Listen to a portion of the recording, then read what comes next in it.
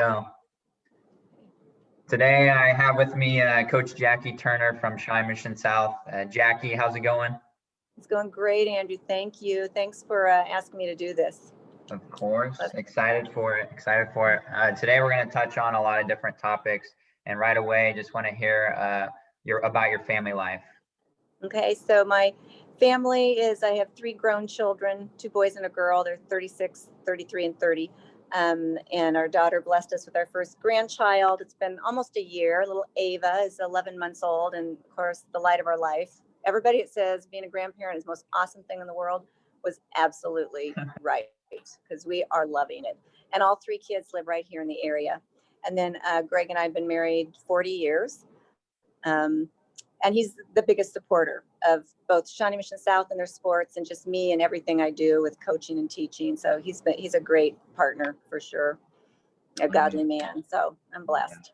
Yeah, that is great. That is amazing. And I know I've heard little bits and stories of your grandchild, and it sounds like a great time so far, and it's only going to get better, I'm sure. So that is awesome. And you have been a cheer coach for how long? This is my 21st year, my 5th year as head coach. So all of those have been here at South. Love it.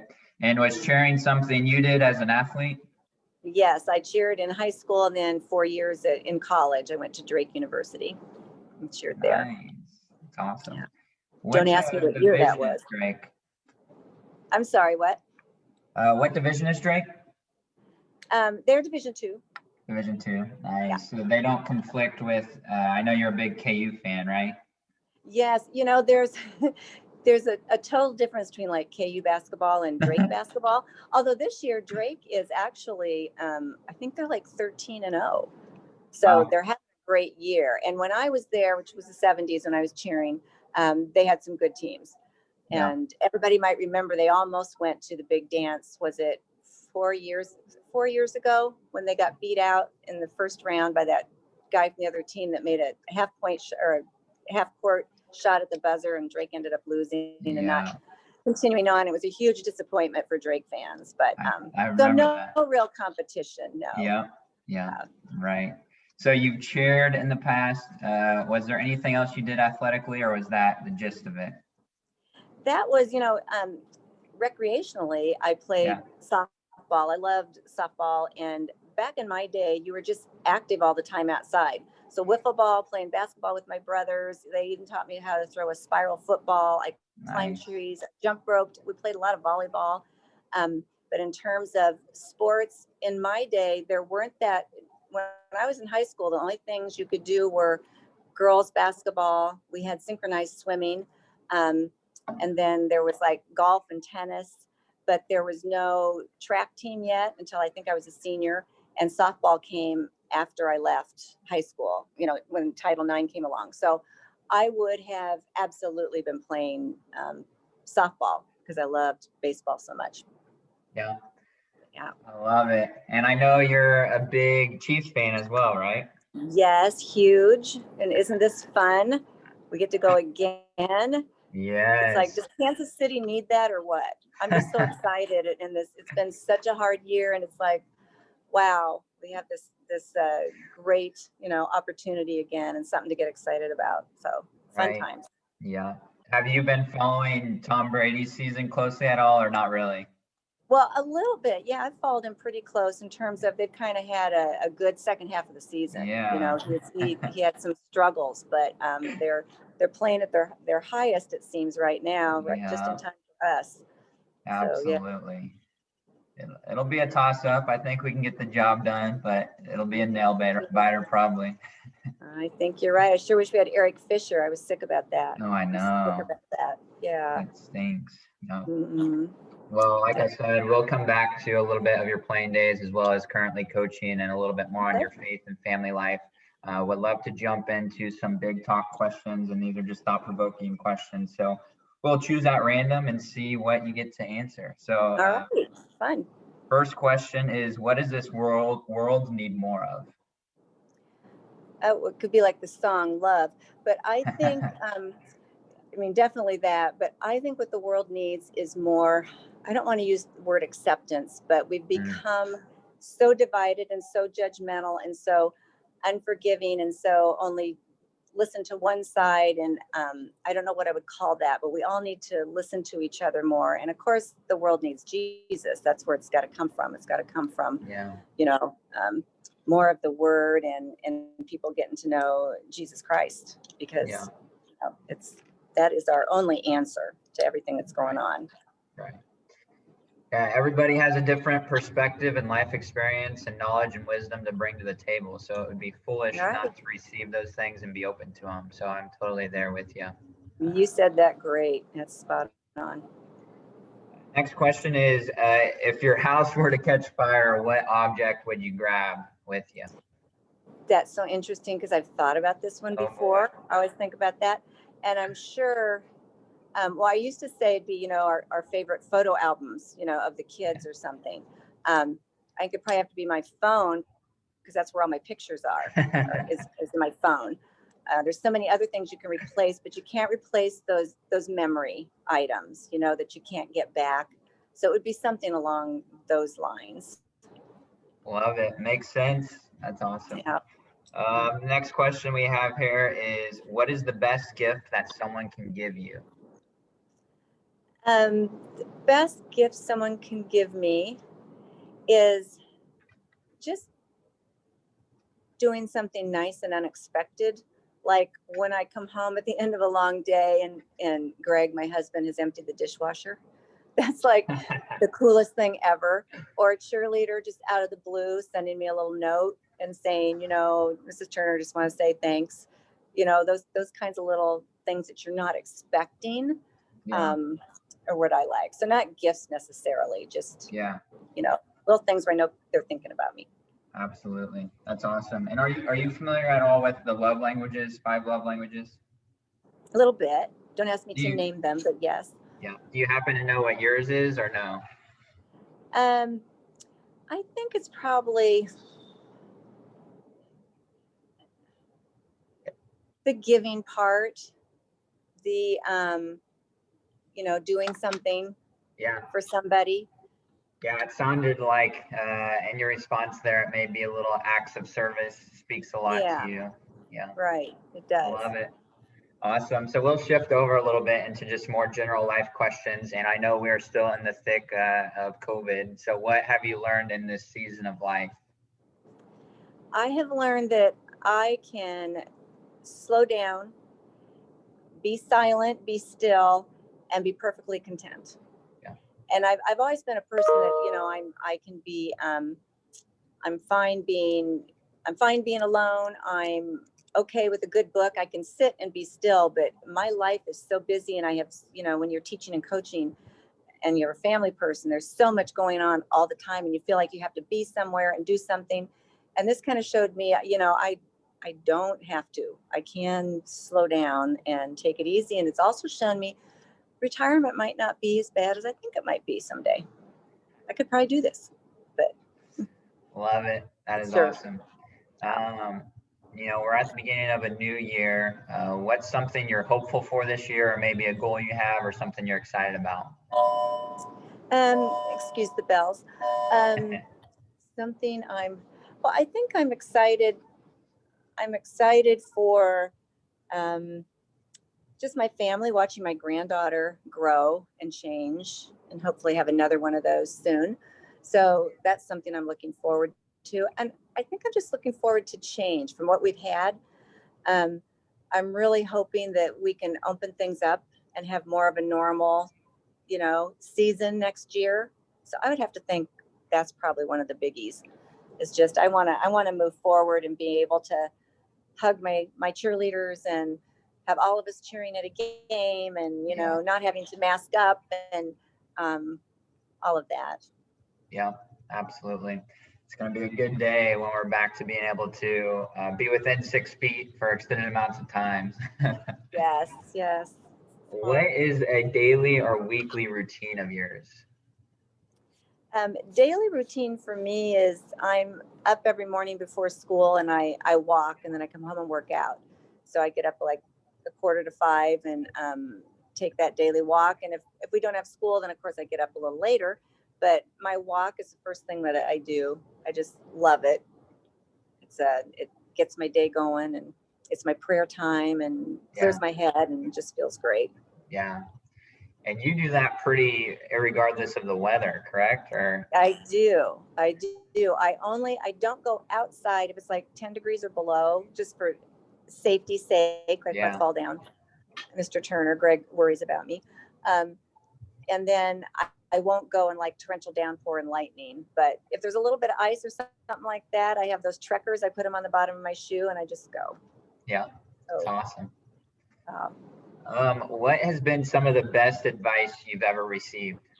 What comes to mind? Best advice I've ever received,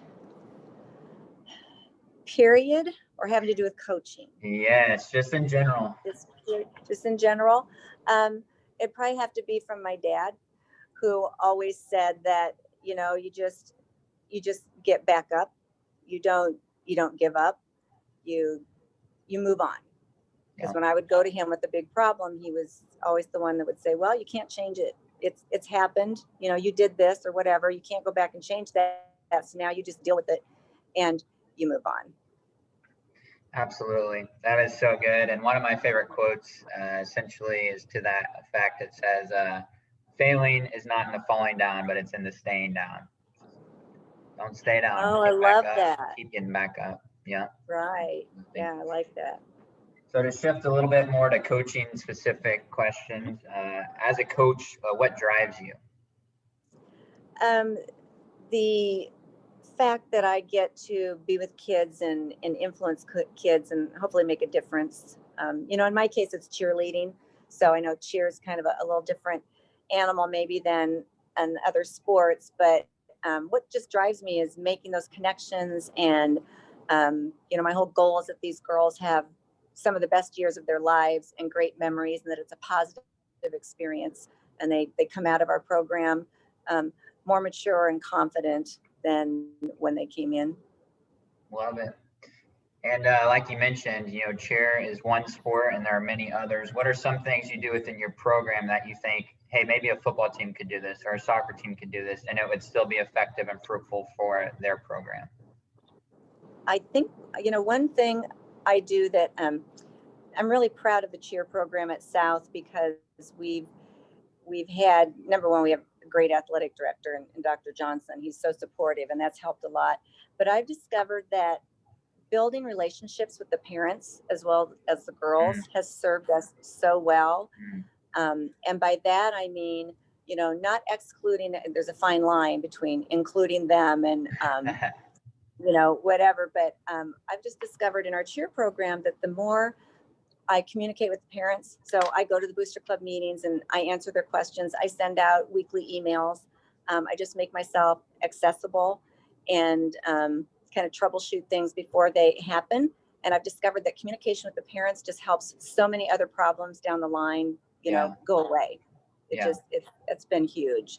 Yeah, absolutely. That's so good. And I've heard varying ideas on how to deal with parents of players. And I agree with you as well. It's best to collaborate with them. And I think often the pushback that people are fighting is it's just more worries for them. How would you, I guess, advise against that or encourage them to still collaborate with parents?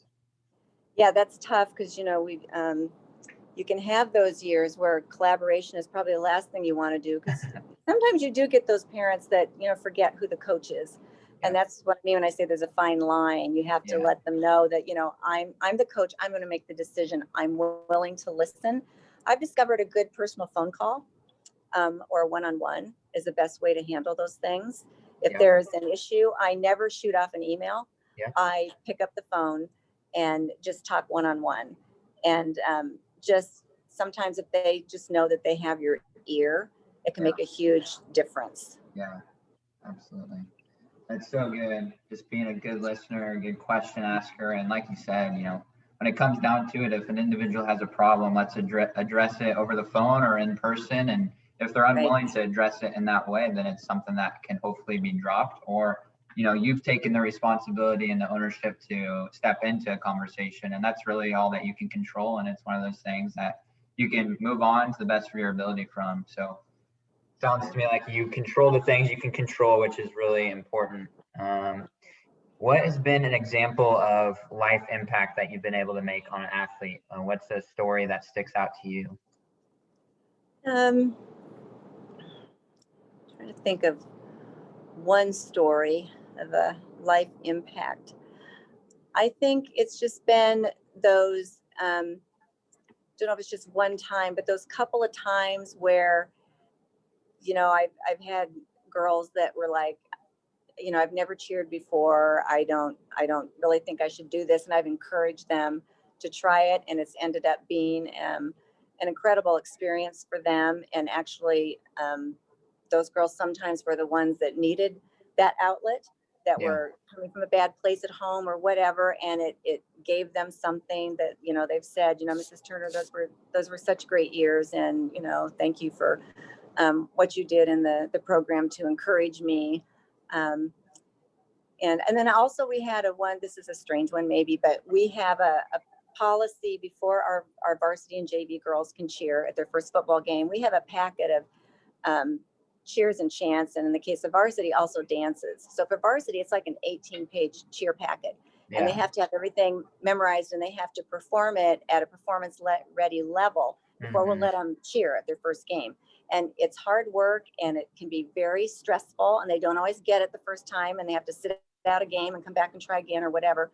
But I did have a girl come back to me and she said, Mrs. Turner, I can't tell you how much having to memorize and be disciplined enough to do that packet helped me when I went to college. She said, when I took tough courses, that really helped me be disciplined. And I thought that's awesome to know that happened. Absolutely. That is so good. That is so good. I love to hear that. I think discipline is extremely important, and you're going to need discipline in every aspect of your life. And if you've been able to accomplish it in one arena, hopefully you can use the lessons learned to apply it to another arena. And if you do it in all arenas, then you'll be able to see a holistic, successful life. So that is a great story, a great story of impact there.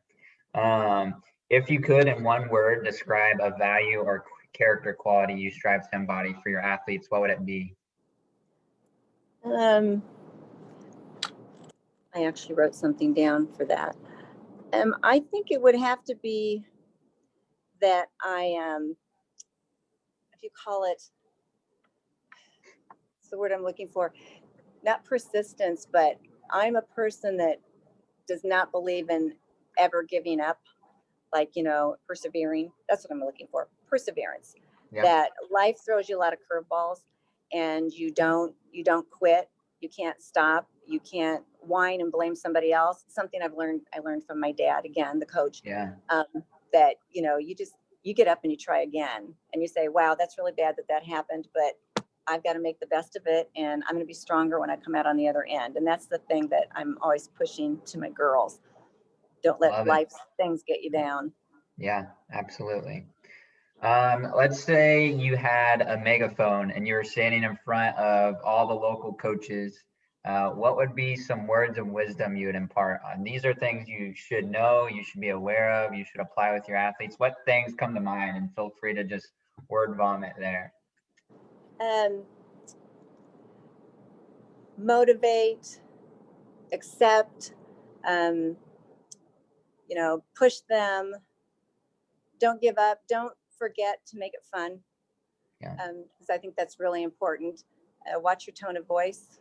I discovered the hard way that tone of voice is everything, and sometimes girls don't handle that very well. And just let them know you care. Be there for them, and don't make it all about the sport, but keep in mind that they have things that they're going through every day that are going to impact them. And we're there not just to coach them in their sport, but also to coach them in life, and to, lift them up and help them work through those difficult problems. Great stuff. And I totally hear what you're saying there with the tone of voice. Like often, the coach being the superior, the coach being the leader, having a particular direction things are headed, they most certainly probably have the right thing that they're sharing, but are they sharing it in the right way? So it has to be coupled together for it to be received by the athlete. So I love that you said that. Yeah, well said. shifting to a little bit of your faith, I would love to hear kind of your faith journey, how that's developed over the years. Okay. So I was, born to wonderful Christian parents where church and serving the Lord were top priority. So I did grow up in the church. I grew up in the First Presbyterian Church in Boone, Iowa, and I saw my parents model, what it means to be a Christian. And it was a very important part of our lives. We spent a lot of time at church, not just on Sundays, but we were there during the week as well. And both of my parents were always volunteering and serving. And so I had that example. And when I went to church camp, I was 13 years old. And that's when I received Christ, around a campfire, singing songs. And I received the Lord. And it was such a powerful, amazing, joyous feeling. You never forget that when you have it. Yeah. And then, of course, I went back to, junior high and high school, and it's not like you become this perfect Christian after you go through that. I went through a lot of things between then and now for sure. But I always had that foundation that helped me through some hard times in high school, just some mean girl stuff and the other things you go through. And I always fell back on my faith and on the Lord. And that's what got me through. And then college was probably a time when I was, probably not following the Lord the way I should have. Always there in my back pocket to pull out when I, was upset or needed something. But he was not at the center of my life at that point. I would say that came later as I got married. I married a Christian man. But it was when we had our children and we started going through those challenges of kids and marriage. And I had some wonderful Christian women come into my life at the perfect time to mentor me. And they really helped me develop my faith in terms of, boldly praying out loud and doing Bible studies and doing that kind of stuff that I hadn't been real involved with in my younger years. And then as I've become older, same thing. I've got just a strong group of, Christian friends that keep me grounded and accountable. And I think my life experiences, the more you go through, the more your faith grows, and the harder the journey, the more your faith grows. Yeah. It goes hand. It's amazing. You can go through the worst thing in the world, but you come back to that. Lord, I know you're having me go through this for a purpose. And he does. I look back at all the things that happened to me in my life and I'm like, oh my gosh, I had such a growth after that. Not just in my faith, but in that I can help other people who are going through that same thing. And just you start to see that the problems that you should really be concerned with compared to the little stuff. You learn as you get older to kind of, take some of those things with a grain of salt. But and so now where I am, FCA, I think, has inspired me. You, Andrew, have played a big part in that, and just connecting with other coaches and being part of FCA with the kids here at South. It's just helped me grow. And I've seen that happen with my husband as well. Our faith for both of us has become much stronger the older we've become. Love it. Love it. That is great. And in your story, I could hear, that moment of where the Lord redeemed you back in middle school. And then that moment, or I guess the entire process where he's sanctifying us, where he wants to draw us closer into his likeness and help us to fix our gaze to him. Can you recall that moment for you when you said you received the Lord? What were some of the things that clicked for you in that moment? In that moment, it was just this absolute knowledge, number one, that Christ is there and that he loves me. And it was like it was just pouring over me. And my heart was just so full. And I'm like, yes, Jesus, I can feel you. And I know you love me, because you can go to church and you can go to Sunday school and you can say, yeah, I believe in Jesus and all that stuff. Yeah. But until you have that feeling, that being reborn, it was just such an incredible thing. It's kind of hard to describe what it does. So then, I was real happy and joyful when I went back to school and all that stuff. And then I think that kind of ebbed and flowed after I got back home and to my junior high life. But in that moment, it was just incredible sense of love and acceptance for who I was. Absolutely. Love it. And what have been some rhythms for you as far as leaning into the Lord and growing in your faith? What's time in the Word look like? Time in prayer, community, and all that stuff. So for my, my morning walks are my time in prayer, and my I try to do, get daily into the Word. And some days that's easier than others, but always try to make it there. I'm on a weekly phone call, I think I've told you about, with True View Ministries, because my good friend is the one that heads up True View Ministries, and these are women from all over the nation. It started, the phone call, the Zoom started when COVID started and everybody was isolated, and so they just kind of opened it up to anybody who wanted to come. And now we've got a group of probably 6 or 8 of the same women every week, and then sometimes some others will hop on, and we just pick some scripture and then talk about it, how it relates to our lives and what it means to us. And we're also there to love and support each other. And it's been interesting because you're hearing, there's women in Atlanta, there's women up in Michigan, there's women, from all over parts of the country having different life experiences and at different points in their life. And it's been a fabulous experience for me, just, that we can all help each other and make our faith sharper with each other.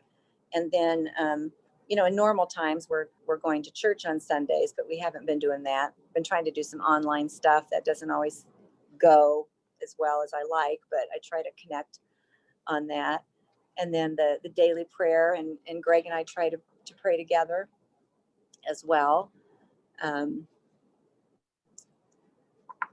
So yeah, and like everybody else, I think I probably lean into the Lord more when times are tough. Mm-hmm. I'm trying to, it's kind of like my New Year's resolution is, no, I'm going to keep this path no matter what, good or bad. I'm going to keep it up and get my prayer life going better. Yeah, that's great. And just like anything in life, if we want to have a thriving, whatever it is, we're going to have to put time into it. We're going to have to train. And in the same way, coaches spend time at practice with their athletes. And so that reminds me, your group that meets on a weekly basis reminds me of 1 Timothy 4:8. And that says, for physical training is of some value, but godliness has value, but training and godliness has value for all things, holding promise for both the present life and the life to come. Like, if we have the awareness to train physically, let's also train spiritually. Let's spend time in the Word. Let's spend time in prayer. Let's spend time in community. So love that you are aware of those things and you're leaning in. It's awesome. You're right. I often think, here I am. I'm so disciplined in my workout life.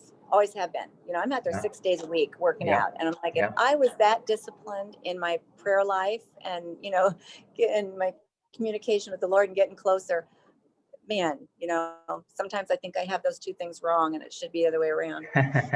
But more discipline in my prayer life. Well, I'll be praying for you. It's certainly a good resolution there. You mentioned, I think earlier, that you have been reading some books. Is there any certain book you would recommend? Any resources that have been impactful for you that you'd recommend?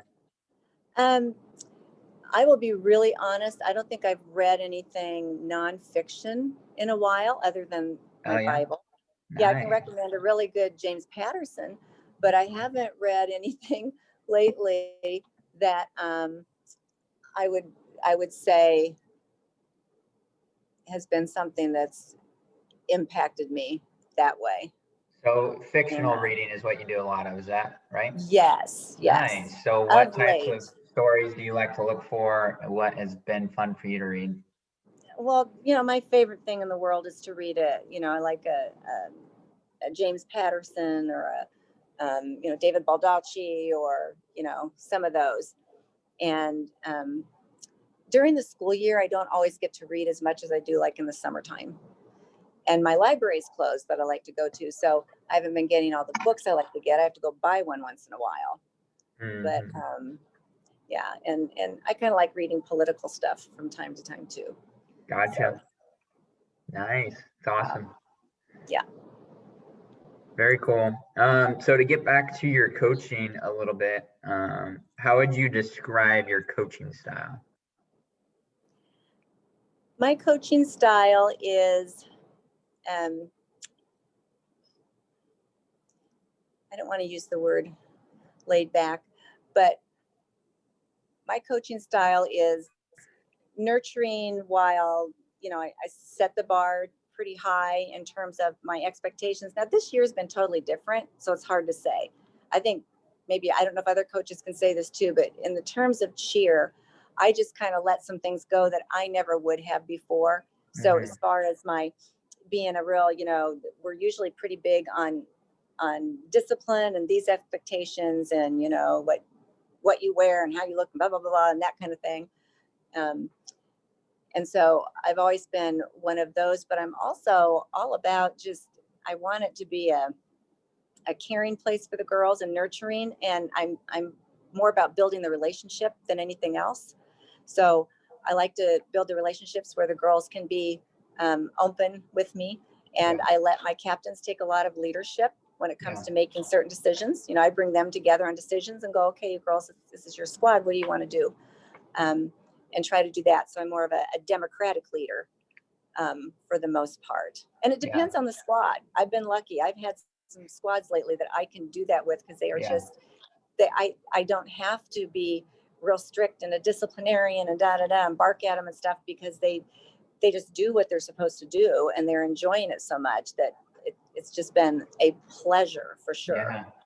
I've had squads where, you have to be a little harder and the expectations are a little different. Oh, yeah, love it. Well, that's awesome. It sounds like you love to give your athletes the reins as much as you possibly can, which I think is a great quality and great culture. What would you say you would like to grow in as a coach? Well, for me, and this is cheer specific, I think what I'd like to grow in, I am not a competitive lover. In terms of competitive cheer, that's not where my love for cheer comes or is. I am more of a, cheering on your team, sidelines, that kind of thing. But in terms of doing the great big competitions and going through all the stress of the preparation for those, and that's the kind of stuff where the drama comes in, so where I'd like to grow is maybe enjoying that competitive thing more. If that's the way they're going to go, if that's the future of cheer, then that's something I have to come on board with and go, yeah, I'm all about that. It's not that I don't do it when we have to do competitions, but some of these younger coaches, that's what it's all about. That's all they want to do is compete. Right. And I'm just not at that place.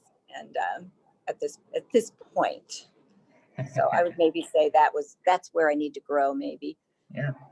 Love it. Well, it's always good to be aware of where you can stretch yourself. So I love to hear that.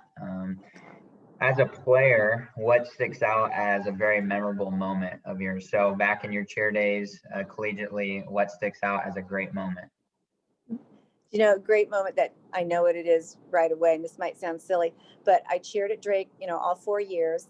And one of the highlights was there was one other girl on my squad, and she and I had cheered together all 4 years. And on senior night for the basketball players, the head basketball coach wanted us out there. And so our cheer partners picked us up and carried us out to the middle. And we got introduced along with the basketball players on senior night. And it was just a really fun moment. And then maybe a couple trips we made on planes with the guys that were a lot of fun. But nice. Those would be the highlights, I think. Yeah. Awesome. And who was your favorite cheer coach you had? It was so different. So like in high school, they were sponsors. They weren't coaches. Okay. So we had like a PE teacher that sponsored us, but she didn't really coach and we didn't really build big connections with her.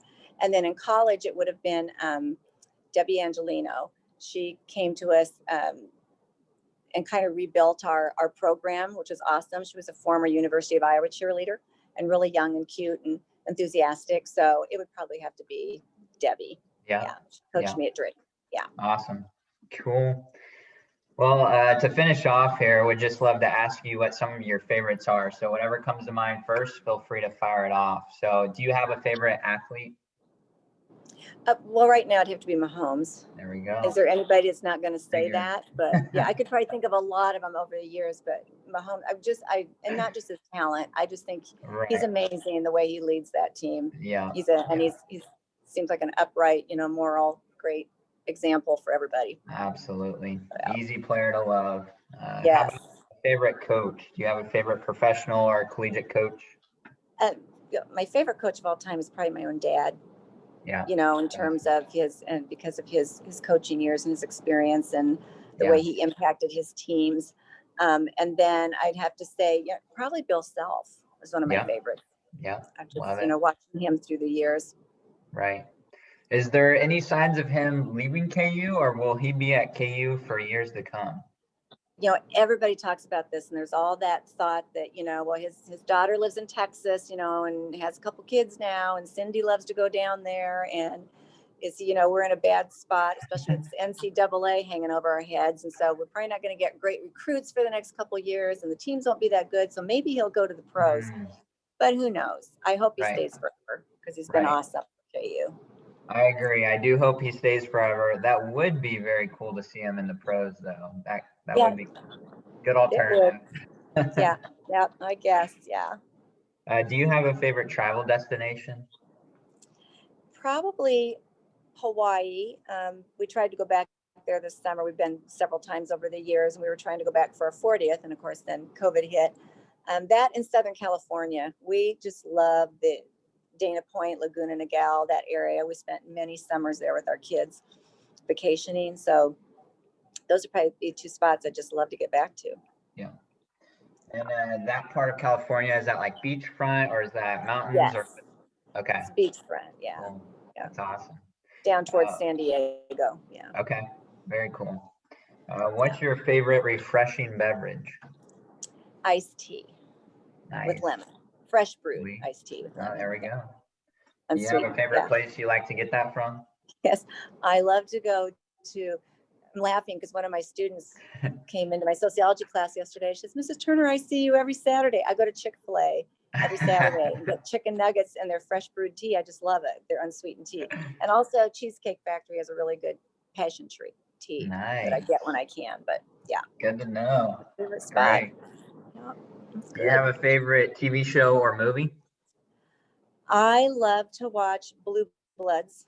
Okay, that's the only current, that's like the only network show I probably watch. I just love Blue Bloods every week. And any Hallmark movie usually.